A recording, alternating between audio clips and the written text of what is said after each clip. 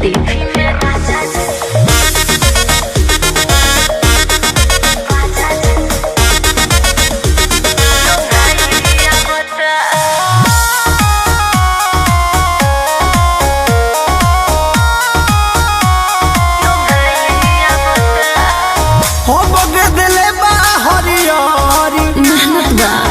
मन कर बोकाल खचौरी सच हो बगदले बा हरियारी तो का कहल चाहत मन कर बोकाल खचौरी चरबा देखी के धनी हो जा भाई आवता देवी में जीभी न लगाई काहे रे ऐसे काहे बोलता रे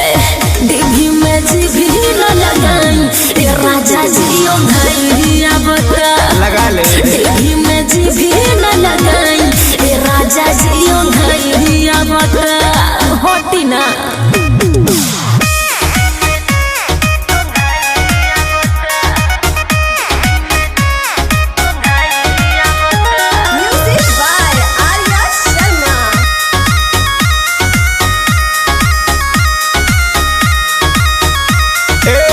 मन कर तारू अनियाई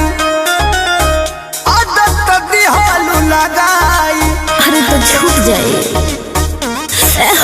जाबो जी तो खेत हमार बोले हो हाले खाद खरी डाले के बा एहो राजकाल एही से तोहरा मोहाई आवता जी देवी में जीभी न लगाई का हाँ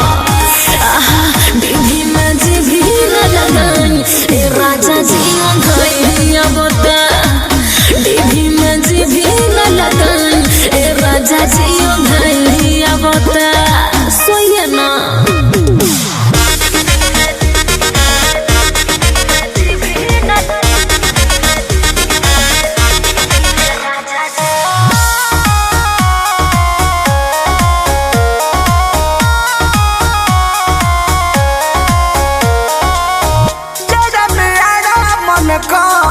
सचो का छुट्टी लेके आई बनी घर तो हम का करे